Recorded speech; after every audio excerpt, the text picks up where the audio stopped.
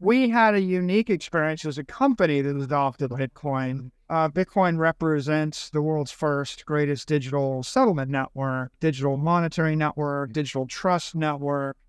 Bitcoin represents an opportunity on the P&L for technology leadership, and it represents an opportunity on the balance sheet to attract capital, preserve capital, and create shareholder value. There seems to be some controversies coming up in the community wondering, will the peer-to-peer aspect be protected? Will privacy be protected? And I've always seen, you as someone who has this very measured, conservative approach to Bitcoin, being able to fit into the greater traditional financial structures, that it's not a zero-sum game. It's very symbiotic, and all of us can win, right? So can you talk a little bit about your thoughts on that? Wait a minute, everyone. Welcome to Bitcoinzilla, your platform for daily cryptocurrency analysis and news. Our mission is to keep it simple. Bitcoinzilla offers engaging information that is easy to understand.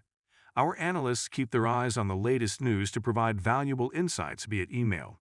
Don't miss out on this opportunity. Join our community of 10,000 subscribers and experience the new edge with Bitcoinzilla. Subscribe now.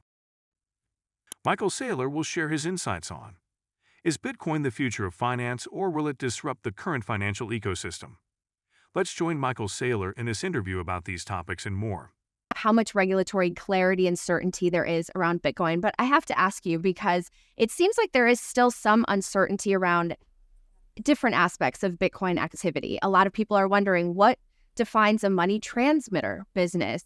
How much should wallet companies provide in terms of information on their customers? There seems to be some controversies coming up in the community wondering, will the peer-to-peer aspect be protected? Will privacy be protected? And I've always seen, you as someone who has this very measured, conservative approach to Bitcoin, being able to fit into the greater traditional financial structures, that it's not a zero-sum game. It's very symbiotic, and all of us can win, right? So can you talk a little bit about your thoughts on that? Because there seems to be some concerns right now, given recent headlines and law enforcement actions. Yeah.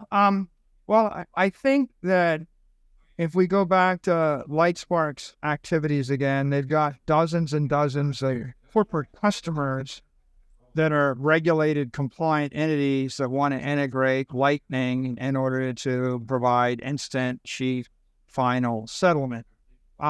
Each of those companies is operating in a different jurisdiction, perhaps with a different set of regulators, and they may have a different mission, right? The mission of a crypto exchange or a large-scale bank would be different than a simple money transmitter, and that might be different than an e-commerce company. So the reason we need corporations to be involved is corporations can afford to hire the array of lawyers, the array of financiers. They can put in place very expensive accounting systems, and those systems, will then have normally built into them all the various compliance rules, perhaps state by state, perhaps nation by nation. The rules for doing banking and money transfer in the UK will be different than France, will be different than California. So I think what you're going to see over the coming 4 years is progressive adoption of Bitcoin by a bunch of banks, a bunch of various regulated entities operating in every major jurisdiction. The rules regarding transfer are going to evolve. In some cases, they're clear. In some cases, they're hazy. In some cases, they're being contested. In some cases, they're very unclear and uncertain.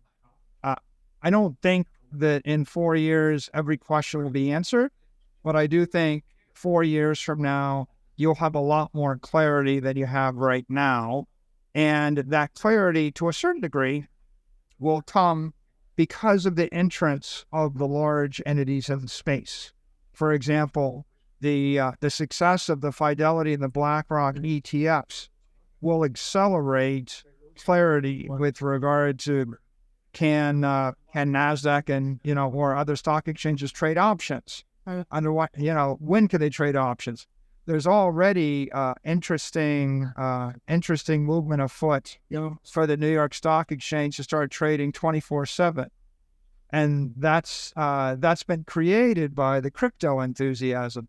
So I think you're going to see an evolution of traditional finance organizations.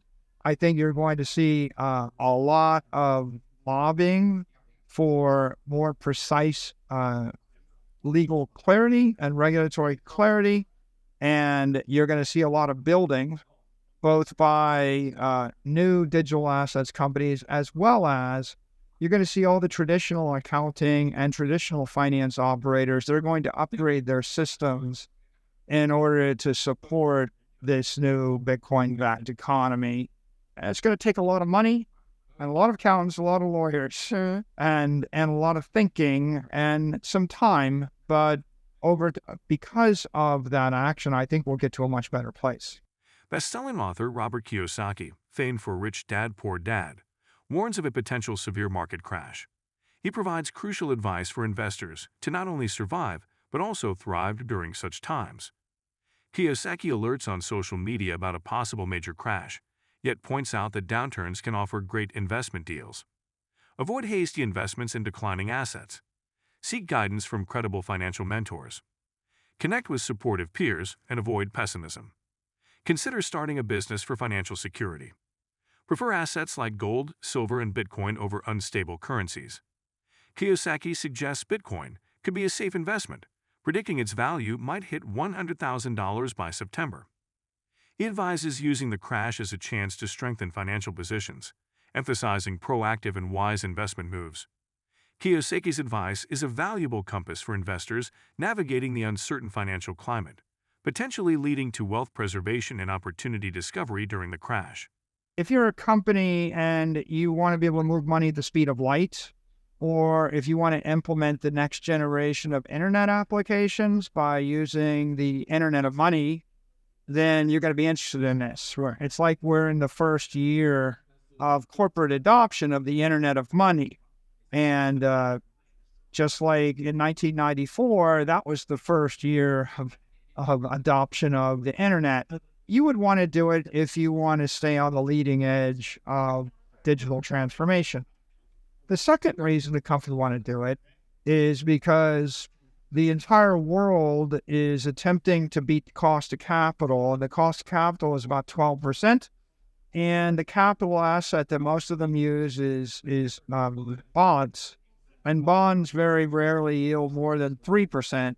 So all of their treasury portfolios are invested in something which is generating a minus 9%, a negative real yield. And Bitcoin generates a positive real yield. In the last 4 years, it's been 40 to 50%. So it's 4 times the cost of capital. But 2 times the cost of capital would be magical. And even equal to the cost of capital, if you could simply invest your capital at 12% and meet 12%, then your capital wouldn't be dilutive to your shareholders. Bitcoin's recent surge has sparked hope, yet signs point to a potential slight retreat. Investors wonder if this is a pause or a precursor to a larger dip. From a low of $56,550, Bitcoin rebounded over 12.5%, crossing $64,000 on May 4, thanks to the Fed's steady rates and upbeat job data. Bitcoin's climb faces a test at the $64,895 resistance level, marked by the 0.55 in actual line. Not clearing this could lead to a fallback to around $60,500. The NUPL at 0.54 hints at large unrealized profits, but its drop from the year's high suggests a cooling off and possible price adjustments ahead. Some experts predict Bitcoin could soar to $85,000, $100,000, but this depends on its momentum and overcoming resistance. Bitcoin is at a crossroads, facing both promise and resistance. Investors should stay alert to manage risks in the unpredictable crypto market. If you've been with us so far, a big thank you. Don't forget to subscribe for free to Bitcoin Zella for your daily news. The link is waiting below. That's all for today's crypto news. Stick around for more updates, insights, and analysis on cryptocurrencies.